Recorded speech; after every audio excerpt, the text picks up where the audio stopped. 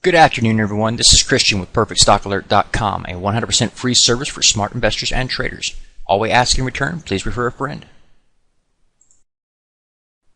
Today is Sunday, February the 5th, 2012, and I've got another value alert for you. One of the things that we're trying to do at PerfectStockAlert.com, our free website, is bring out a new fundamental element to the website, fundamental tutorials as well as fundamental alerts, value alerts. So the first one we have for you here is Corning Incorporated, ticker symbols GLW. You can see it, it's right there. We're looking right now at a 10-year chart that you see here, and you can see the price activity for the past 10 years. You see we sold off substantially way back in before we hit the bottom of that market crash in 2000, and we turned around in 2003. Got a nice pullback here in 2008 crash that we saw, and now we're actually again trading below book value, and you can see the book value here is marked at $13.91. That's the most current according or as of this video that we're making now, and you can see we're trading below that. Whenever you have a situation like that, it doesn't necessarily mean there's a value opportunity there, so you need to actually look into some fundamentals before you know that for sure. But it can tell you a couple different things. Either one, you're oversold, you're selling the company currently, the shares are trading at a level that is discounting future earnings. So if the company has no future earnings, well, then that would make sense.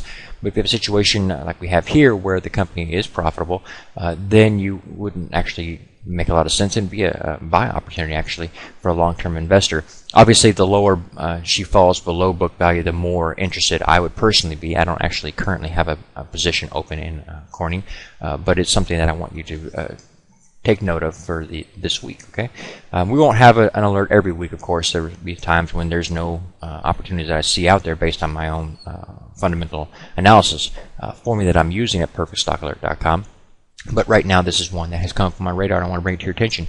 I also want to take a moment to look at a few of the key statistics that I'm looking at on this company and let you see what I see, okay? Okay, this is the Corning Incorporated ticker symbol GLW page that on Yahoo Finance. I've just looked at their key statistics. You can find this information almost anywhere. It's going to be, you know, Google's got a finance page, Microsoft Money, etc., etc. You'll also have this information available to you on your discount broker. Will provide that information as well. But right now, for this video, I'm using, like I said, Yahoo Finance, and just looking at the key statistics here. And the first thing I want to bring to your attention are a couple of the items that I look at whenever I'm looking for companies that interest me. You've got a trailing PE ratio of 7. I like that. Anything below 15 I'll consider, and 7 is just fine with me. Another item I like to look at whenever I'm analyzing the fundamentals, I want to know what the profit margins are. 35.5%, that's really good. I like that a lot. Return on equity, 13%. I think my standard limit is 12% or better. That's what I prefer. So 13 is you know, fair, and I'll look into something like that. Profit margins 23%. All that is fine. Diluted earnings per share is 177. You'll notice that the quarterly earnings growth from one quarter over compared to the previous in a year ago was down 53%, and that's probably a lot of reason why Corning has been trading down for the past couple of months.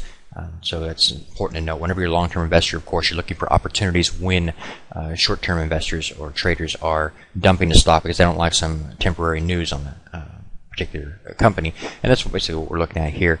You'll also notice that your book value here is $13.91. I want to be a buyer below that level. Of course, book value could be inflated, and that gives you that much more reason to buy below book value. You'll have to go look for yourself. This is just an overview. Current ratio is 4 and 14. They got plenty of cash, basically. Now look at the total debt. You got $2.39 billion in total debt. I don't like debt in my companies I'm going to be investing in, so I want to know either they have zero debt or they have enough cash on hand to pay off their debt if they chose to. If we look at total cash right here, we can see that they have $5.82 billion in total cash. That debt's not really an issue for me in this particular scenario, so I don't mind that at all. Forward annual dividend yield is 2.2%. I like to get paid while I wait, and that makes sense to me. I'll get a better return getting the dividend yield than I would putting the money in the bank. You'll also notice that your payout ratio is only 13%. Let me get the tools out right there. Payout ratio is 13%. For some reason, that doesn't want to work. Okay, it's 13% of their total earnings. So if it was something like 99% or something of that nature and their earnings took a hit, then maybe the dividend would be in question, maybe cut by the company. But at only 13% of what they're bringing in, then I don't really concern myself with a potential for a loss of the dividend. So that's just what I'm looking at for this week.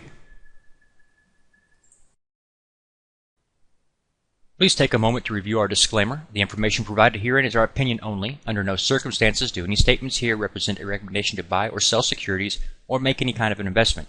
You are responsible for your own due diligence. To summarize, we do not provide investment advice, nor do we make any claims or promises that any information here will lead to a profit, loss, or any other result. These videos are for educational purposes only.